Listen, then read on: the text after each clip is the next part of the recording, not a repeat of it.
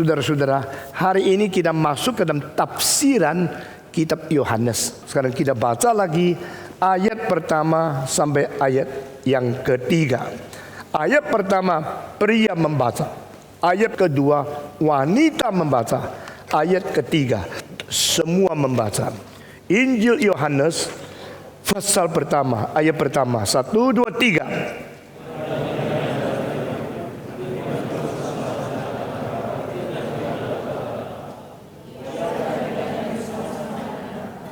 Segala sesuatu dijadikan oleh Dia, dan tanpa Dia tidak ada sesuatu pun yang telah jadi dari segala yang telah dijadikan. Mari kita berdoa sekali lagi. Berkatilah dan hidupkanlah kesadaran kami secara rohani, sehingga kami yang sudah terus diikat dan dibatas oleh pikiran duniawi, pada saat ini Tuhan lepaskan kami dan bebaskan kami untuk mengerti hal yang lebih penting dari semua peristiwa terjadi sekitar kami, dan masuk ke dalam makna sesungguhnya Injil Yohanes. Pakailah hamba-Mu yang hina ini. Dalam nama Yesus Kristus kami berdoa. Amin. Antara 20 sekian kebudayaan terbesar yang pernah muncul dalam sejarah manusia, hanya 3 kebudayaan yang membicara tentang firman, membicara tentang logos. Dan ketiga kebudayaan ini, 2 di Asia, 1 di Barat. Saudara yang sudah terlalu tercandu oleh Barat, sudah terlalu dibiuskan oleh Barat, sadarlah, agama yang agung, tidak ada satu yang tidak dihasilkan dari benua Asia. Saudara-saudara, sekarang Barat harus mulai mengetahui keterbatasan mereka, dan pengaruh Timur mulai melanda Barat. Di dalam 3 kebudayaan ini, 2 kebudayaan yang agung adalah kebudayaan Cina dan kebudayaan India. Ketiga barulah kebudayaan Greka. Tapi jangan lupa, waktu kebudayaan Greka muncul pada permulaannya justru bukan di Eropa tapi di Asia. Karena apa? Ketiga bapak daripada filsafat kuno Greka itu tempatnya bukan di Greka tapi di Asia Minor, yaitu di kota namanya Miletus. Nah, Miletus atau Miletus, ya, bakmi yang letus gitu ya, betul-betul meletuskan filsafat, dan itu namanya Milesian School. Milesian School menghasilkan 3 orang yang membicarakan pada mulanya itu apa sih? Sebelum segala sesuatu ada, itu ada apa? Nah, ini adalah permulaan menyelidiki dengan spekulasi otak manusia tentang hal di luar diri manusia. Tetapi spekulasi ini bagaimana hebatnya, pemikiran bagaimana dalamnya, hasilnya bagaimana sistemnya, tetap bertitik tolak dari manusia sebagai subjek yang memikirkan tentang alam semesta sebagai objek, ya kan? Sehingga anything as a result of human creative mind is derived from the starting point of man. Men speculate, men imagine, men discuss, men observe, and then men make conclusion. Where are this universe come from? Dunia dari mana? Silakan bicara, jawabannya 50 atau 5.000. Toh semua jawaban berasal dari pikiran manusia. Sehingga semua teori akademis dan filsafat hanya merupakan hasil daripada manusia yang terbatas. Kalau begini, bolehkah kita percaya? Semua teori manusia yang paling hebat ternyata banyak kelemahannya. Ini kali Lehman Brothers dan seluruh ekonomi yang anjlok ancur-ancuran, ya, Iceland menjadi begitu miskin, sudah menjadi ice yang no land. Saudara-saudara, itu semua karena apa? Karena berada di dalam satu teori ekonomi yang terbukti tidak kuat. Dan teori itu adalah teori yang sudah ditahayuli, dipercaya oleh Barat berpuluh-puluh tahun, dan akhirnya jebol. Karena menciptakan bubble economical system. Sistem bubble, sistem ekonomi yang tidak tahan lama. Dan ini begitu turun langsung mempengaruhi akan Australia, mempengaruhi Inggris, mempengaruhi Prancis, mempengaruhi Italia, mempengaruhi Jerman, dan mempengaruhi Iceland, mempengaruhi akan Norwegia, mempengaruhi semua negara barat, dan juga mempengaruhi akan Tiongkok, mempengaruhi Taiwan, mempengaruhi Hong Kong, Singapura. Saudara-saudara, orang seperti Bill Gates sudah kehilangan hartanya 40%. Orang seperti Warren Buffett sudah kehilangan hartanya 35%. Di dalam berapa hari? Kenapa? Karena sistem ekonomi yang dipercaya sebagai satu ketangguhan yang mungkin tidak bisa jatuh, itu ternyata teori dari beberapa orang penting. Keynes, teori dari Friedman, dan teori daripada Alan Greenspan. Saudara-saudara, ini semua orang kalau satu kali hacu, seluruh dunia goncang. Satu kali dia batuk, bumi getar segenit. Tapi orang-orang yang sudah mendapatkan Nobel Prize yang mempengaruhi seluruh ekonomi, teorinya ternyata tidak benar. Teorinya tidak bisa diandalkan. Sehingga kalau kira-kira 19 tahun yang lalu teori daripada Karl Marx hancur, ekonomi dari semua negara daripada yang menerima komunisme, Marxisme, semua bangkrut. Sekarang teori daripada Friedman, Keynes, Greenspan ternyata juga tidak menjamin.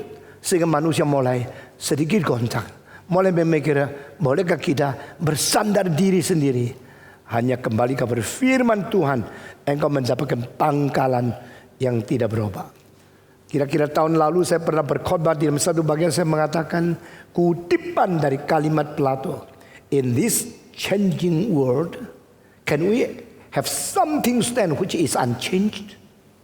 In this immutable world, can we hold on something which is immutable? In this temporal world, can we hold on some principle which is unchangeable, immutable, and forever and ever? Eternal world.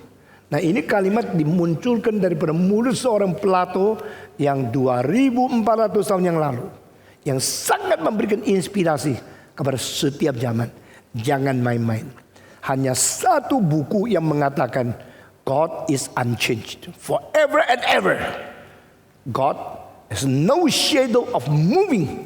God is forever and ever stable and consistently never changed. Hanya satu buku, yaitu kitab suci. Orang Kristen yang dianggap bodoh oleh orang ateis adalah orang yang sudah menemukan bijaksana bukan dari manusia, tapi dari Tuhan.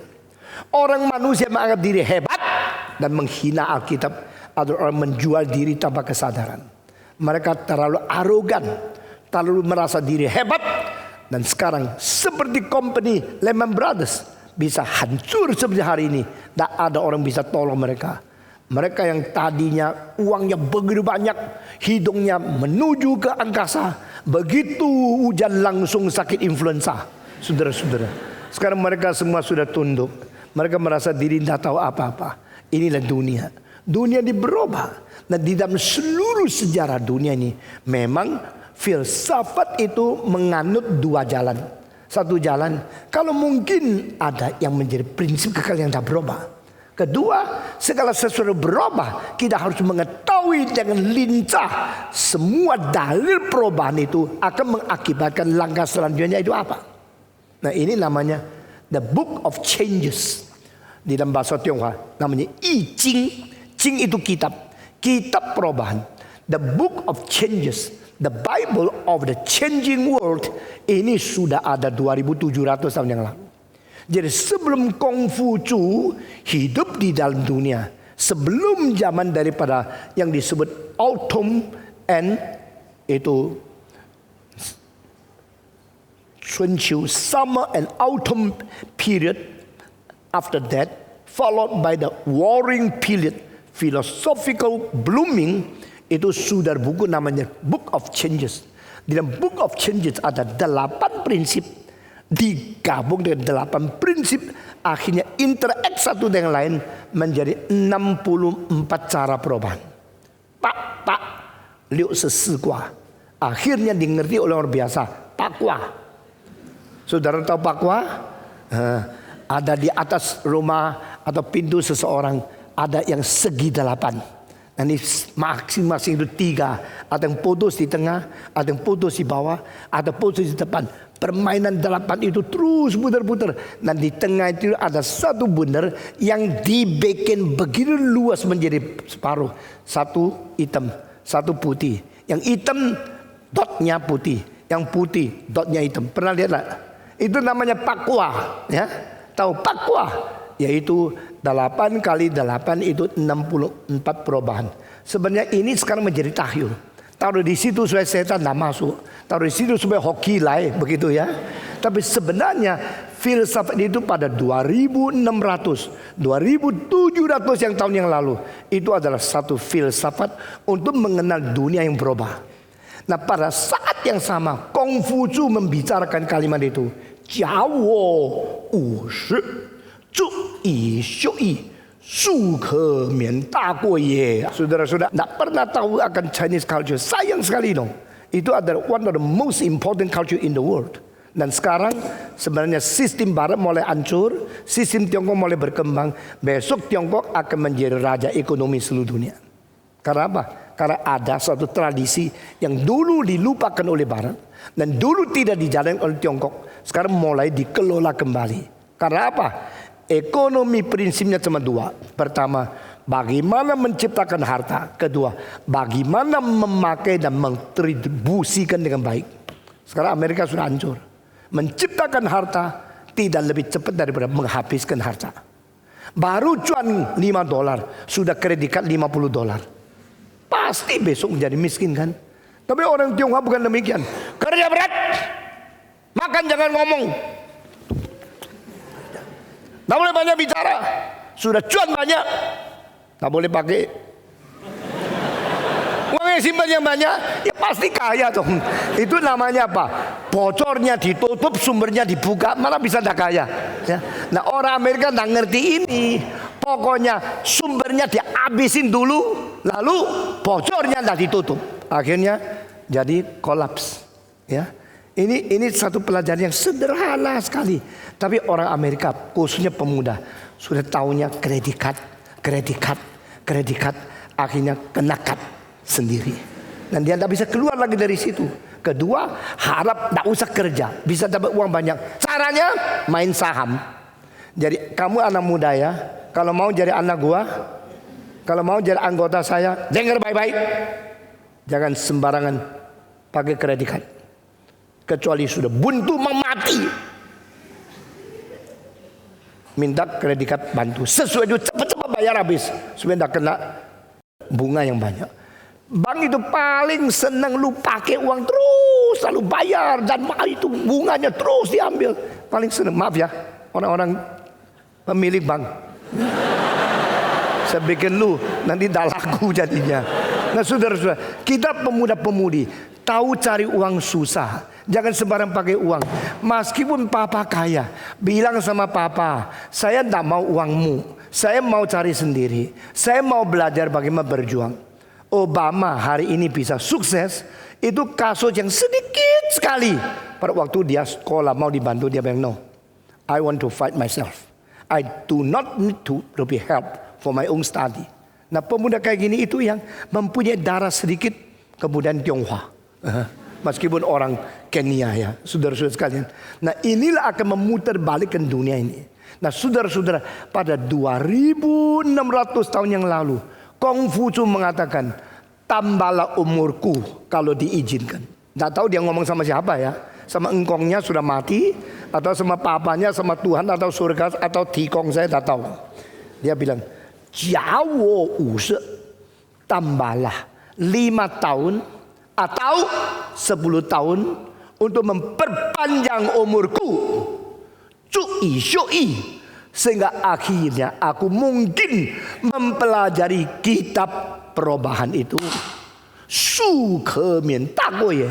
Akibatnya supaya saya terhindar daripada bersalah yang besar. Berarti dia banyak baca semua buku yang penting untuk menghindarkan diri daripada berbuat salah. Nah saat yang sama itu di Gerika juga ada satu orang juga berbicara tentang perubahan.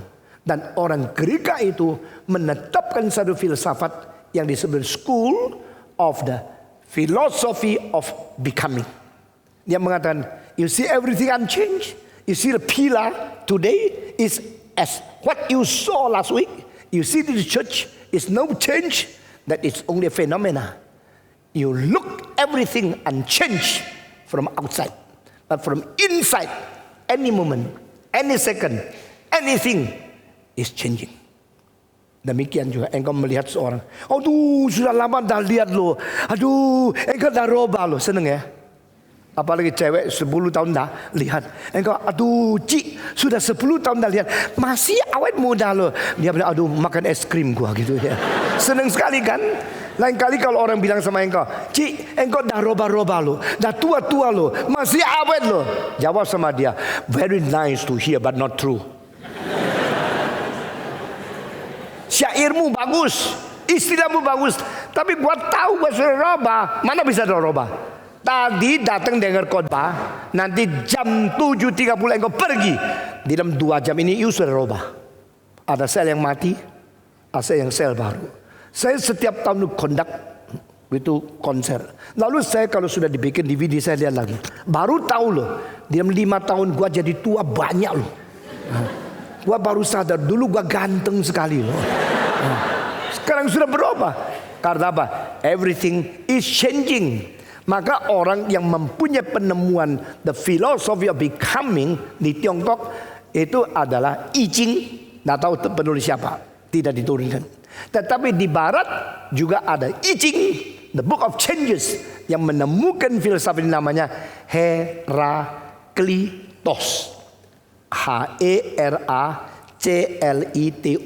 Cari di Google ya, atau cari di buku filsafat, atau kadang-kadang disebut sebagai Heraclitean School's Father, atau disebut sebagai Heraklitus. Nah orang ini mengatakan segala sesuatu sudah berubah. Tidak ada yang tidak berubah. Yang kelihatan tidak berubah, itu hanya fenomena. Yang berubah itu adalah fakta. Factually speaking, everything is changing. Phenomenally, it looks like nothing changed. Seperti tidak berubah, itu hanya modelnya, hanya fenomenanya. Segala berubah. Dan inilah satu-satu hal yang tidak pernah berubah. Yaitu apa? Perubahan itu konsisten. Perubahan itu permanen. Perubahan di anytime. Nah inilah the only thing unchanged is everything is changing. Ya. Yang satu-satunya prinsip tidak berubah, itu segala sesuatu sedang berubah. Engkau harus sadar itu. Dia mengambil 2 contoh. Satu adalah api obor yang terus bakar. Engkau tidak pernah bisa menggambar bentuk api di dalam 2 detik yang sama. Karena dia terus berubah. Api terus berubah. Coba foto 1000. Nanti dicetak 1000 foto semua lain. Itu namanya api. Changing. Remain changing forever and ever. Never unchanged even for keeping 1 second. Stop. It is impossible. Karena dia berubah. Demikian juga menurut ilmu sekarang, setiap atom itu kelihatan satu atom, tidak berubah. Selidiki di dalam atom itu pergumulan terus menerus, tidak berubah. Sehingga yang disebut daroba fenomena, yang disebut roba itu fakta. Lalu dilawan oleh philosophy of being yang mengatakan semua kelihatan roba itu cuma sesuatu fenomena. Sebenarnya realnya tidak berubah. Nah perdebatan ini melangsung terus sampai beratus-ratus tahun. Maka saya hari ini bukan mengajar filsafat, sampai di sini dulu mengenai the principle of changing yang disebut oleh Heraklitos. Yang disebut prinsip perubahan itu apa? Itulah kebenaran. Itu namanya logos. Jadi istilah logos sebelum dipakai oleh Yohanes di dalam pasal 1 ayat 1, 550 tahun sebelumnya sudah dipakai oleh Heraklitos. Kedua, 180 tahun kemudian dari Heraklitos timbullah school yang kedua macam. Pikiran yang lebih rumit lagi. Dan pikiran ini justru dari stoicisme. Stoiksisme itu daripada satu tempat yang banyak tiangnya, pilar-pilar itu yang bikin guru-guru mengajar di situ, muridnya kumpul mendengar mereka berdebat. Itu adalah stoika, yaitu tempat yang nama stoa. Dan di situ timbul satu filsafat. Filsafat itu begitu penting dan begitu mempengaruhi sehingga filsafat itu muncul abad keempat sebelum Kristus dan musnah abad keempat sesudah Kristus. Berarti istilah stoa dan aliran stoiksisme pernah merajalela di dalam dunia akademik Greka selama 750 tahun. Berarti 8 abad mempengaruhi orang-orang paling pintar. Nah saudara-saudara, di antara 4 abad sebelum dan 4 abad sesudah, tengah-tengahnya itulah Yesus dilahirkan. Tengah-tengahnya itulah Paulus mengabar Injil. Tengah-tengahnya itu Yohanes menulis Injil Yohanes. Jadi saya minta saudara sekarang kembali kepada sejarah dan menjadi engkau mempunyai pikiran yang pintar. Bukan hanya seperti banyak orang masuk ke gereja dengar cerita-cerita lalu khotbahnya sembarangan. Saya mau bikin engkau cerdas dan engkau bertanggung jawab dan engkau menjadi orang cendekiawan yang sungguh-sungguh mempunyai beban untuk pegang kebenaran lalu bersaksi bagi Tuhan. Saudara-saudara, in between the 8th century, the middle part, that is the appearance of Jesus Christ in history. And that is a time when Paul preaching gospel and afterward John write down the great gospel of John. Nah, dengan demikian munculnya Yohanes dengan kalimat pertama, in the beginning there was God. Was word, the word was with God, and the word was God. Dari permulaan adalah firman, firman beserta dengan Allah, dan firman adalah Allah. Ini satu hari lintar. Ini sesuatu suara daripada guntur yang memecahkan rekor, yang merubah konsep. Karena sebelumnya tak pernah ada orang mengerti kalimat seperti ini. Sesudahnya tak ada orang melampaui kalimat yang sudah ditulis. Siapa sih Yohanes? Saya betul-betul merenung, memikirkan, dan saya berterima kasih, bersyukur kepada Tuhan. Di dalam sejarah pernah ada satu orang yang muda ikut Yesus sampai tua setia mati, dan orang itu namanya Yohanes. Kalau tidak ada Yohanes, kitab suci tidak lengkap. Kalau tidak ada Yohanes, tak ada orang tahu dunia kemana. Kalau tidak ada Yohanes, tidak ada wahyu tentang kiamat. Kalau tidak ada Yohanes, tidak ada ayat mengatakan demikian Allah mengasihi isi dunia sehingga dikaruniakan Allah yang tunggal itu supaya barang siapa yang percaya kepada Dia jangan binasa, melainkan beroleh hidup yang kekal. Semua ini karena pemuda ini. Dan waktu dia dipanggil dia paling muda, waktu dia mati di paling tua, sehingga dia mempunyai span of life longer than Peter, longer than St. Paul, longer than Andrew, longer than any other disciple of Jesus Christ. Dia mempunyai sesuatu jangka waktu paling muda dipanggil, paling tua baru mati. Dia mempunyai berpuluh-puluh tahun setia untuk menjaga gawang, untuk mentegakkan iman, untuk mengawasi semua musuh yang datang. Ini Yohanes. Nah saudara-saudara, pada waktu Yohanes pada di dunia sedang merajalelanya puncak pengaruh stoiksisme. Nah ini satu hal yang sangat menarik ya, karena ini kebudayaan yang begitu penting di dalam mengenai firman dan logos di barat. Dia mengatakan bahwa dunia ini terbentuk dari 2 unsur. Unsur pertama unsur pasif, unsur kedua unsur aktif. Unsur aktif, unsur lembut. Unsur aktif tidak kelihatan. Unsur yang pasif itu kelihatan. Unsur yang pasif itu berbentuk fenomena tetapi ada bendanya. Berarti materi, batu, kayu, itu pasir, laut, air yang kita jama, yang kita pegang, yang kita lihat. Semua ini unsur pasif.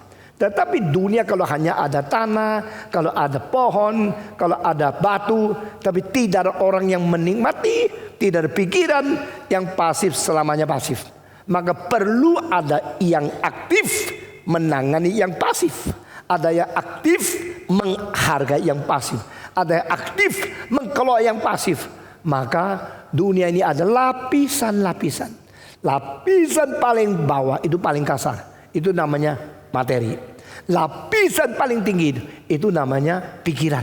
Pikiran tidak kelihatan. Pikiran memikirkan tentang benda.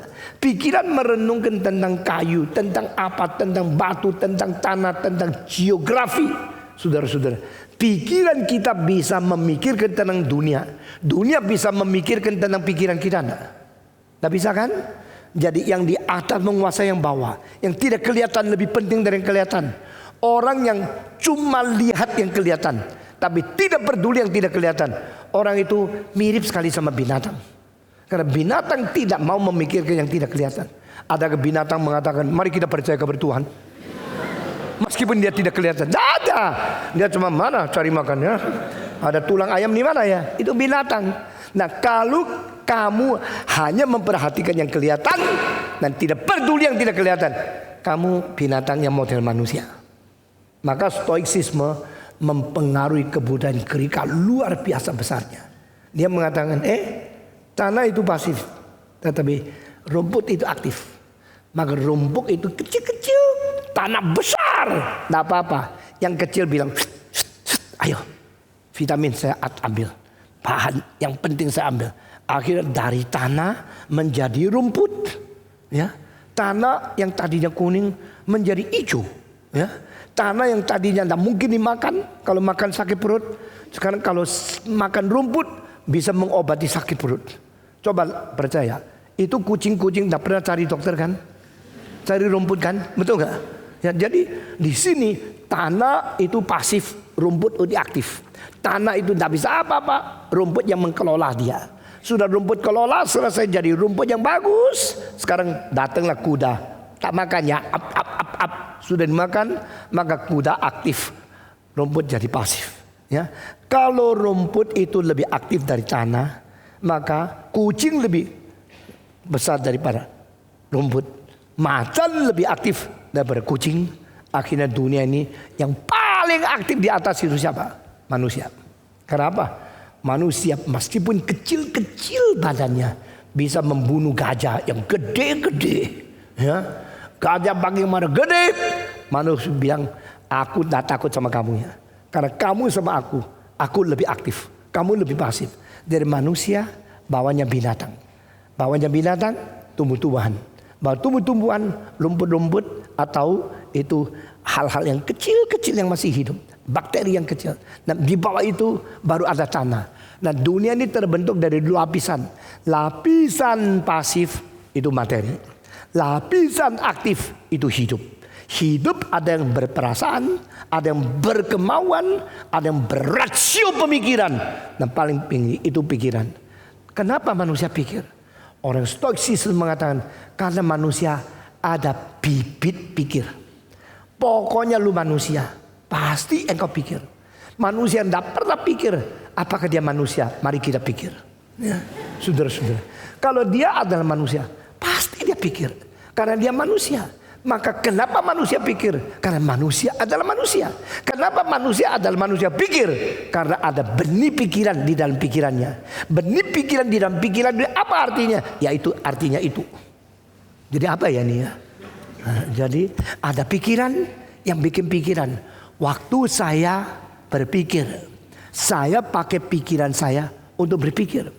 Waktu saya pikir sesuatu, maka sesuatu dipikir oleh pikiran saya.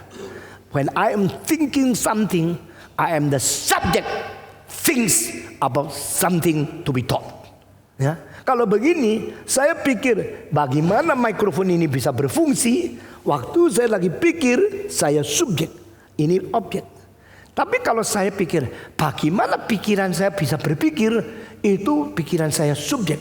Pikiran saya juga sekaligus menjadi objek. Kalau begini, manusia kenapa bisa pikir? Jawaban stoiksisme, karena benih pikiran ada di dalam setiap manusia. Kalau ditanya, benih itu dari mana? Benih itu memang ada. Memang itu apa? Ya itu karena memang. Susah jawab ya. Jadi benih itu ada di manusia, maka manusia bisa berpikir. Manusia pikir apa? Manusia pikir dengan semacam cara yang akhirnya namanya logika. Oh, kalau begini melalui logika kita mau mengerti apa? Mengerti logos. Kalau manusia mau mengerti logos harus pakai logika. Yang bikin kita berlogika itu apa? Itu namanya logikos. Nah, sini mulai menemukan satu daya tarik ya. Logos, logikos, dan logik. Logikos itu firman kecil. Logika cara untuk mengerti firman. Logos firman induk. Jadi firman induk itu ada kebenaran. Manusia adalah makhluk yang mau mengerti kebenaran. Manusia yang mau mengerti kebenaran ada bibit kebenaran. Bibit kebenaran di dalam diri saya, kebenaran di luar saya. Saya di dalam diri mempunyai bibit mau mengerti sesuatu di luar, maka saya mau bersatu dengan kebenaran. The human final aim is to unite your logikos with the original logos. Wah, ini filsafat hebat sekali loh. Saudara-saudara, engkau mungkin tak pernah senang, tak pernah suka baca filsafat. Saya ada seorang guru, orang Amerika, dosen saya. Dia mengatakan, Stephen, you like to read philosophy? Saya bilang, yes, I'm very fond of. Saya suka. Dia bilang, in my life, I never can read the book of philosophy more than 2 lines. Dia bilang, the 3rd line makes me so dizzy and I fall asleep. Saya kalau baca filsafat sampai garis ketiga langsung tidur. Jadi dia tidak ada bakat. Ya, mungkin logikosnya kecilnya. Nah, saudara-saudara, saya bilang, no, when I read, I can get through hundreds of pages, thousands of lines, and I get in my thinking on what have been thought by the ancient thinkers. Dia bilang, that is very heavy, but you like it, that's good, go on. Saya berkata kepada saudara, banyak orang tidak pernah dilatih berpikir. Maka mereka sebenarnya pikirnya cuma saham berapa sih? Lalu emas sekarang naik atau tidak? Kemarin gua baru beli. Kalau rugi, waktu cilaka. Kalau saham naik, saya bersyukur kepada Tuhan. Pikiran itu tok. Sekarang saya mengajak kamu ya. Ternyata you bisa dengar begitu teliti tentang logos, logikos, logika. Berarti saudara ada bibit loh. Saudara bisa mengerti. Saya percaya banyak anak Indonesia pintar sekali, cuma tidak menemukan guru yang baik dan tidak menemukan pendeta yang pintar. Nah, saudara-saudara, dengan keadaan demikian, maka kita lihat orang Gereja mulai memikirkan the relationship with the mother thought and the children of the thinking being. Lalu mereka mengatakan, yang menjadi induk itulah yang memberi benih ke dalam kita masing-masing. Induk itu ada, induk itu tidak kelihatan. Induk itu namanya logos, kita namanya logikos. Berarti manusia yang mempunyai bibit firman yang kecil selalu merenungkan firman yang besar. Ada sesuatu kok gini ya, mikir dah habis-habis. Engkau sekarang bawa seekor anjing jalan-jalan di Taj Mahal. Tahu Taj Mahal? Kalau Indonesia tidak ada. Engkau sampai di India lihat Taj Mahal, marble monument yang begitu agung, ukiran yang begitu rapi, dan pekerjaan craftsmanship begitu sempurna. Engkau lihat, engkau terus geleng kepala. Apa gelengnya? Bukan tak setuju, nak ngerti. Gak ngerti, kok bisa hebat gini? Lalu engkau menganggukkan kepala. Engkau mengatakan, hebat sekali. Saya setuju ini barang yang agung, tapi saya tidak ngerti. Meskipun tidak ngerti, setuju ini agung. Setuju agung, tapi tidak ngerti. Jadi engkau geleng-geleng ke kanan, ke kiri, ke atas, ke bawah, dan ke karuan. Terus mikir, kok bisa ya? Itu namanya seorang raja. Raja Jihan yang menikah dengan seorang wanita yang cantik sekali. Tadinya tidak pernah mau nikah, tidak pernah pacaran, sampai papanya khawatir luar biasa. Kok kenapa tidak ada pacar? Akhirnya satu hari dia tanya, engkau mau nikah tidak? Anak itu mengatakan, kalau perlu saya akan nikah. Terus tunggu lama-lama, tidak nikah. Mendadak satu hari, Raja Jihan itu datang kepada papanya. Saya mau nikah. Wah, senangnya luar biasa. Ini pasti ada pacar suka perempuan juga kok. Bawa pacarmu, saya mau lihat. Dia bilang, Pak, saya tidak mau nikah sembarangan. Saya cuma mau nikah sama satu perempuan. Dan kalau bukan dia, saya sampai mati dan nikah. Wah, cilaka. Maka kalau bukan dia, sampai mati dan nikah. Ini mati masih bujangan. Coba bawa sini. Waktu dibawa, papanya mengatakan satu kalimat. Memang cocok. Mukamu bagus, muka dia cantik. Umurmu sama umur dia beda berapa tahun? Cocok. Cepet nikah. Jangan tunggu lagi. Wah, papanya senang, anaknya lebih senang. Ya. Sesudah nikah itu terus saben hari anak keluar. Ya. Saben tahun satu. Kadang-kadang 1 tahun 2. Karena baru Januari lahirin, Desember lahir lagi. Wah. Tidak pernah orang begitu akrab seperti 2 orang ini. Itu Jihan dengan istrinya daripada Raja Mogul. Itu terus di dalam berapa tahun melahirkan 13 anak. Satu hari waktu dia pergi ke tempat lain bawa istrinya. Di tengah-tengah jalan istrinya lahirkan anak. Waktu lahirkan anak mati. Wah, itu satu-satu orang paling dicinta oleh dia. Kekayaan seluruh dunia ganti dengan perempuan yang dia cintai. Dia tidak mau. Setelah istri mati, dia sangat sedihnya, seperti jantungnya dikoyak-koyak, jiwanya dirobek-robek. Dia sangat sedihnya. Dia mengambil keputusan, saya akan bangun Taj Mahal, kuburan terindah di dalam sejarah manusia, untuk mengkuburkan nyonyaku yang ku cinta ini. Akhirnya untuk membangun Taj Mahal, dia memperalat 200.000 orang, bekerja berat lebih 10 tahun untuk satu kuburan. Itu namanya the greatest story of love in the history. The greatest lover in the history.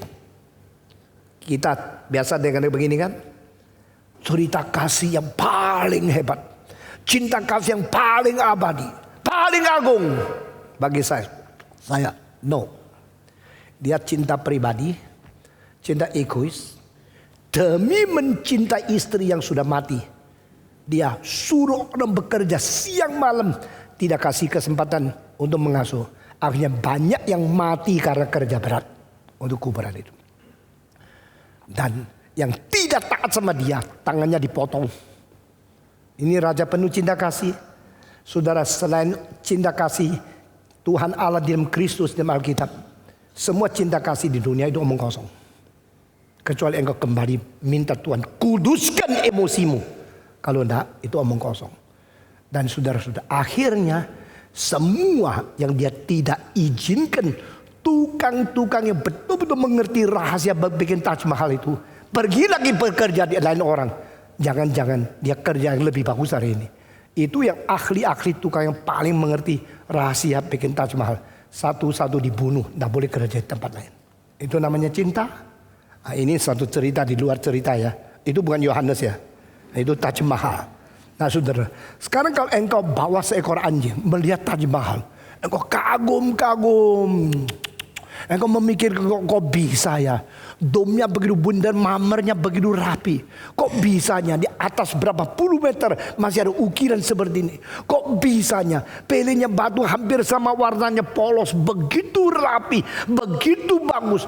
Engkau terkagum-kagum. Engkau memikirkan tentang arsitek yang hebat. Engkau memikirkan tentang desain yang hebat. Engkau memikirkan craftsmanship yang hebat.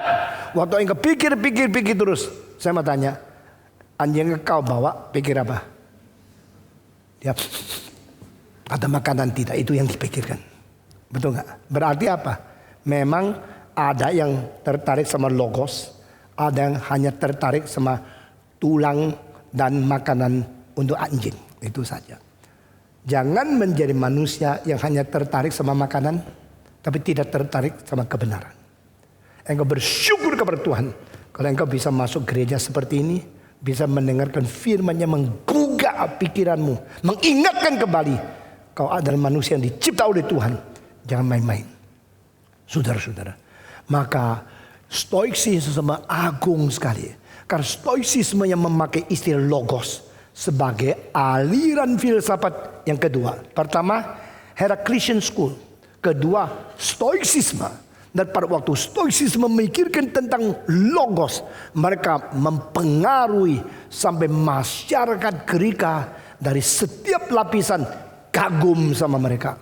Saya terus terang ya, dari Yesus mati sampai Agustinus di dalam 4 abad itu, penginjilan paling sulit menembus hanya satu macam orang stoik. Membikin orang stoik menjadi orang Kristen tinggalkan filsafat mereka hampir tidak mungkin. Karena mereka anggap diri mengetahui lebih dari orang Kristen.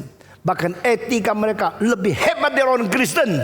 Maka mereka menganggap di seluruh dunia orang paling bijaksana adalah mereka. Nah, nanti saya akan bandingkan pengertian logos di dalam stoicisme sama pengertian logos di dalam Yohanes. Apa bedanya? Sehingga you mesti tahu kitab suci ini bukan omong kosong.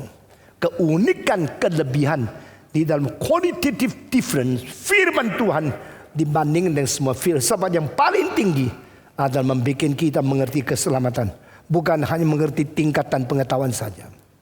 Banyak orang Kristen masuk gereja sampai menjadi majelis puluhan tahun, tidak tahu apa-apa. Beberapa majelis gereja yang lain sekarang ada di gereja kita. Dia aku dulu apa sih? Aku dulu berapa puluh tahun itu belajar apa sih? Saudara-saudara, jikalau seorang pendeta tidak ngerti tapi menjadi pemimpin, yang rugi bukan dia tapi anggotanya. Jika anggota tidak bisa pilih terus sembarangan mendengar khotbah yang tidak bertanggung jawab, yang rugi hari depanmu sendiri. Kiranya Tuhan menggugah kita untuk betul-betul mengerti firman Tuhan. Saudara-saudara, pada waktu orang stoicisme mempengaruhi akan orang Greka, akhirnya di dalam istana raja takluk. Di tempat perbudakan, budak takluk. Di tempat sastra takluk. Dan ini ketiga orang yang masing-masing mewakili istana, yaitu kerajaan tertinggi, mewakili rakyat jelata yang paling rendah, dan mewakili dunia cendekiawan yang paling penting. Ini terjadi pada abad 1 dan abad 2. Orang pertama yang menjadi orang stoik yang penting sekali dari perbudakan, namanya Epictetus. Epictetus. Epictetus sejaman dengan Paulus. Dia adalah seorang budak yang IQ-nya begitu tinggi, akhirnya menjadi seorang filosof dan menjadi salah satu yang berada di dalam istana dan mempengaruhi akan orang-orang yang penting. Kedua, seorang sastrawan cendekiawan yang tertinggi, namanya Seneca, Seneca. Dia dilahirkan dan hidup bersama sejaman Yesus Kristus. Dan Seneca adalah salah satu orang paling anggun secara moral dan secara terlalu tinggi secara sastra dan syair pada zaman Romawi abad pertama. Saudara-saudara, dan akhirnya menyatakan dia setia kepada raja, dan dia akhirnya betul-betul membuktikan ketulusan dia. Dia membunuh diri dengan loncat ke dalam gunung berapi Vesuvius, membakar diri di dalam api yang meluap. Ini seorang yang luar biasa agungnya. Abad kedua, orang ketiga yang dipengaruhi oleh stoicisme itu adalah Kaisar Romawi. Berarti stoicisme sebagai filsafat bisa mentaklukkan otak dari seorang kaisar yang terbaik di dalam sejarah ratusan tahun dari kerajaan Romawi. Abad kedua, raja kaisar yang menjadi penganut stoicisme namanya adalah Marcus Aurelius. Saudara kalau sekarang pergi di museum di kota Roma yang namanya Capitoline Museum, itu di tempat piasa tengahnya ada seorang kaisar yang naik kuda dengan jenggot yang berkeriting terus sampai di sini, yang mukanya penuh dengan bijaksana. Itulah patung daripada Marcus Aurelius. Dari orang, dari raja, dari budak, dari cendekiawan seluruh negara dipengaruhi oleh stoicisme. Stoicisme hebat sekali. Dan stoicisme yang mengatakan logos itu ada. Dan logos itu induk. Logikos itu ada. Logikos itu fragmen. Siapa saya? Saya sebagian kecil yang kena ciprat logikos di sini. Maka saya pikir logos. Siapa you? You ada seorang kena sedikit daripada kecipratan logikos. Logikos, logikos, logikos, logikos. We, everybody, we are all logikos, logikos, logikos. Maka kenapa dengar khotbah? Apalagi khotbah yang baik kita senang. Karena logikos ingin bertemu dengan logos. Ingin dengan firman. Karena manusia yang berlogika mau memakai cara berpikir yang benar untuk bertemu dengan kebenaran itu supaya bersatu. Di dalam bahasa Tionghoa, di dalam filsafat Tionghoa, the highest goal of a human culture, the highest dream of a Chinese scholars is the unity between man and sky, man and heaven. 天人合一，这是人类生命中间最高的文化的价值。文化最后的目的就是人与天合而为一。Nah di sini kita melihat orang-orang Greka mempunyai pikiran logikos bertemu dengan logos. Di sini coba kasih saya air satu botol. Orang-orang Greka mengatakan kalau ini ada logos induknya, maka logos ini pernah kecipratan di tempat yang banyak. Waktu logos induk ini dia beredar, akhirnya titik-titik kecil dari logos induk sudah berada di mana-mana. Dan sebagian yang kecil ada di dalam pikiranmu. Sebagian ada pikiranku. Maka kalau saya lihat musik yang agung, saya pikir kok bisa ya. Engkau lihat Taj Mahal, engkau pikir kok bisa ya. Tapi anjing kalau lihat, tidak ada yang bisa dimakan, dia pergi. Karena apa? Anjing, kamu logikos. Jadi logikos itu berarti fragmen kecil yang keluar dari induk besar. Lalu saya seumur hidup mikir dah habis, mikir dah ngerti. Pada satu hari, kalau saya mati belum mengerti bagaimana, tidak apa-apa. Karena stoicism mengatakan, if you finish your life here, you still do not understand logos, be calm down, because you will automatically united after death with your mother, with induk. Dengan otomatis kita akan bersatu dengan induk kita, yaitu logos yang besar itu. Jadi manusia kalau mati, jangan takut, pulang ke bapak, pulang ke ibu. Ibumu itu apa? Logos yang besar itu. Nah, inilah surat yang dari Marcus Aurelius kepada saudaranya. Jangan khawatir, saya sebagai kaisar, saya tetap sama seperti orang lain. Tidak lama kemudian saya akan mati. Tolong, waktu saya mati, jangan nangis. Ini bukan satu hal yang sedih. Karena aku hanya kembali ke ibuku, kembali ke logos, itu saja. Jadi ini filsafat satu. Kedua, filsafat Tiongkok. Filsafat Tiongkok memikirkan tentang logos, tapi tidak ada pertemuan kecuali ide bersatu dengan langit. Dan filsafat Tiongkok muncul kalimat logos di dalam Tionghoa namanya Tao. Tao itu apa? Itu menjadi bahasa Indonesia tahu. Lu tahu enggak? Tahu. Tahu apa? Tahu-tahu. Mengerti tahu, mengerti logos. Nah di dalam bahasa Tionghoa, tahu. Apa itu namanya tahu? Mengerti. Mengerti apa? Mengerti logos. Maka mengerti logos itu satu taraf tertinggi di dalam hidup manusia yang mencari kebenaran. Dia boleh bersatu dengan kebenaran yang asli, yaitu tahu. Ni知不知？知。知什么？知道。Mengerti apa? Mengerti. Mengerti apa? Mengerti firman. Tapi firman apa ya?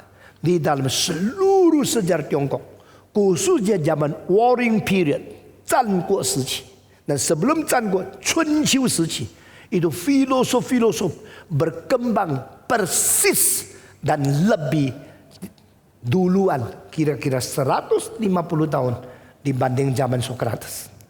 Jadi sebelum Greka memperkembangkan pikiran filsafat yang bersistem begitu banyak, orang Tionghoa pada waktu 150 tahun sebelum orang Greka membicarakan tentang ini, Tiongkok sudah muncul. Dan pertama yang muncul itu adalah seorang yang lebih tua dari Konghucu. Siapa namanya? Lao Tzu. Orang Jakarta tidak ngerti Lao Tzu, cuma tahu ada Kang Lao Tzu. Di Jakarta dekat Krekot situ ada satu jalan kecil namanya Kang Lao Tzu. Lao Tzu itu adalah seorang filosof yang dikagumi luar biasa oleh Confucius. Maka Confucius mengaku, saya tidak mungkin mengerti firman surgawi. Itu terlalu sulit. 夫子之信以天道不可得而闻也。I have no way, I have no method, and I have no technique to understand the logos of heaven. My nature and the understanding of logos is something cannot be reached, cannot be understood. So it is impossible for me to know about the logos. Lalu Konfusius mengatakan apa?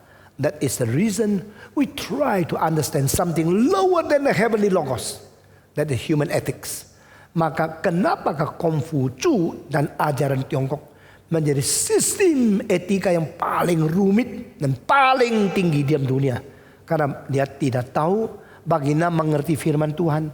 Dia cuma tahu bagaimana merenungkan hubungan manusia. Dan apakah yang disebut sebagai hubungan manusia? Konfusius mengatakan 5 relasi di dalam masyarakat.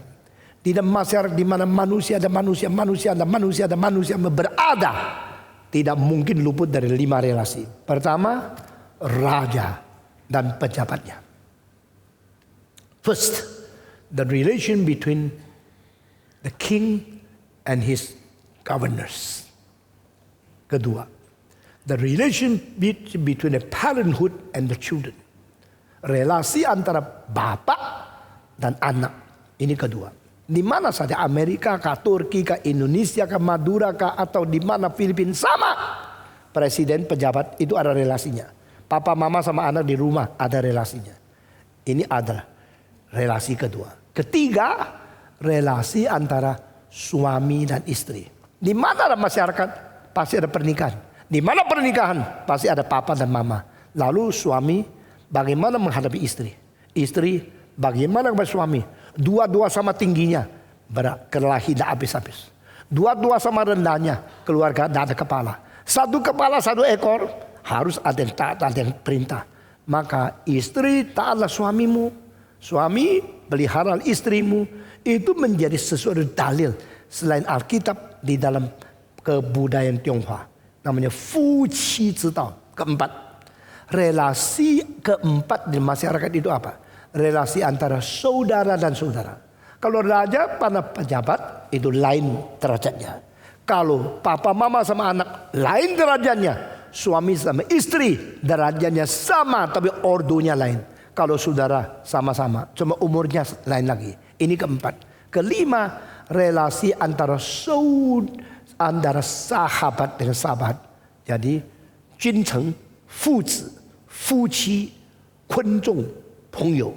5 relasi ini akhirnya ditanya sama muridnya. Untuk 5 relasi ini, ada kalimat apa yang menjadi dalil kita jalankan seumur hidup? Konfusius menjawab, hanya 2 istilah. 忠恕之道而已. Relasi itu hanya 2 prinsip. Pertama, yang bawah harus setia kepada yang atas. Pejabat setia sama raja. Anak-anak setia sama bapakmu. Yang menjadi istri jangan berselingkuh. Setia sama suamimu.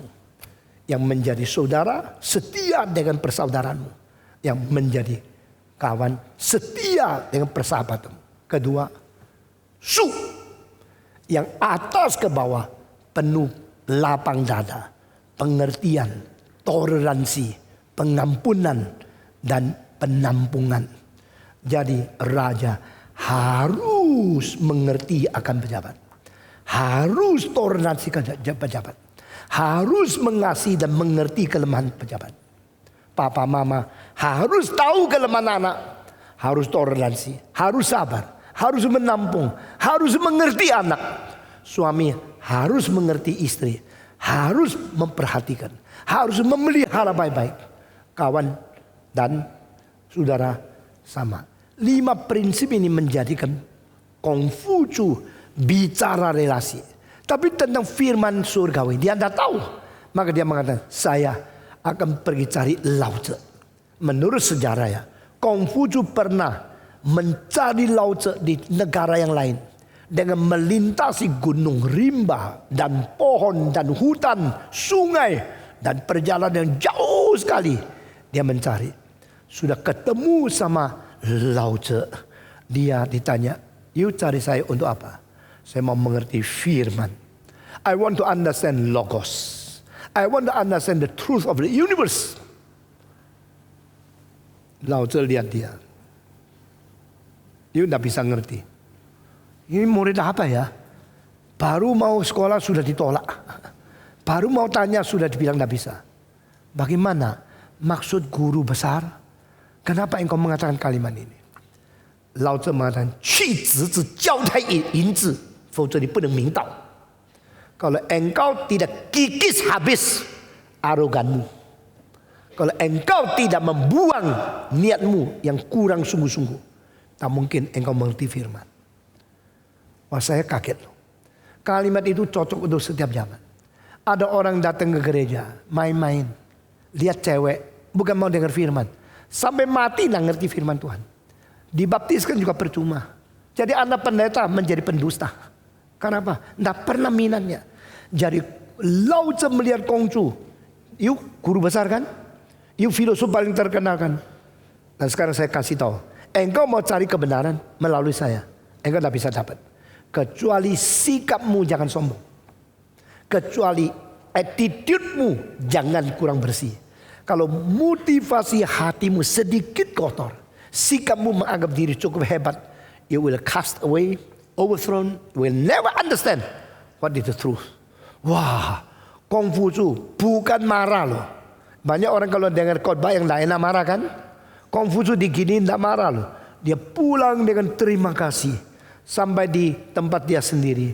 Melintasi gunung, rimba, sungai, padang belantara. Kembali kota sendiri. Murid-muridnya tanya dia, engkau pergi lihat Lao Tzu ya? Engkau dapat apa? Pelajaran apa? Saya dapat pelajaran tentang attitude. Jadi tidak dikasih tahu ini. Semua orang sekolah mau cepat-cepat dapat kredit kan? Hah? Tapi Lao Tzu tidak kasih kredit. Lao Tzu kikis habis ibu punya tongkat. Modelmu mau sekolah di sini. Lu kira kuasa apa? Kan ada model sebenarnya comong gini. Engkau mau tahu apa? Nggak mungkin tahu. Waduh, dia kaget. Dia pulang dia bilang sama murid, kalau bicara tentang burung, saya tahu sarangnya di mana, terbangnya gimana. Bicara tentang ikan, saya juga ada pengalaman dia mereka bagaimana berang. Bicara tentang naga, aku tidak tahu dari mana dan dia kemana. Hari ini saya ketemu Lao Tzu, sebenarnya ketemu naga. Jadi Kongfucu rendah hati sekali, mau tahu firman. Itu sebab kalimat-kalimat yang paling penting dan filsafat Kongfucu ada dia mengaku dia tidak bisa mengerti firman. I cannot understand logos. Jikalau satu pagi saya mengerti firman itu apa, malam itu mati pun aku kamguan. Tahu kamguan? Aku rela. If someday at the morning I can understand the logos, even that evening I have to die, I am willing. I am ready. Ini filsafat Tiongkok, saudara-saudara. Dan dia mengatakan satu kalimat, Dao Zi Bu Ke Xu Li. So-called logos, so-called the universal truth, that is something we cannot depart from it even for one moment. Tak ada satu detik kita boleh hidup tanpa bergabung dengan firman. Firman yang menjadi pendukung hidup kita. Artinya itu. Nah, hari ini sampai saya di sini, ya, yang kurang satu sedikit, di berapa menit bisa selesai, yaitu India. Minggu depan kita teruskan. Nah, setelah tahu 3 ini dengan jelas, balik lagi engkau menemukan Yohanes cara mengerti firman lain sekali. Kita membaca lagi ayat 1 sampai ayat 3 semua. 1, 2, 3. Pada mulanya adalah firman. Firman itu bersama-sama dengan Allah. Dan firman itu adalah Allah. Ia pada mulanya bersama-sama dengan Allah. Segala sesuatu dijadikan oleh Dia. Dan tanpa Dia tidak ada sesuatu pun yang telah jadi dari segala yang telah dijadikan. Mari kita berdoa. Berkatilah kami, beri kesadaran kami, beri keinsyafan kepada kami. Berilah pencerahan Roh-Mu yang kudus untuk memberi pengertian kepada kami yang diberikan bibit untuk mengerti firman. Sehingga kami rela kembali kepada Engkau sebagai induk firman ya Tuhan. Berkati kami. Apa yang sudah diuraikan penuh dengan kelemahan. Karena hamba-Mu penuh kebutuhan, penuh kebodohan, penuh kekurangan. Itu sebab selain perkataan yang sudah kami ucapkan, tambahlah bijaksana kepada setiap manusia yang Kau cipta menurut peta dan teladan Allah. Setelah kebaktian ini selesai, dengar doa kami. Dalam nama Yesus Kristus, penebus dan juru selamat kami yang hidup, kami sudah berdoa. Amin.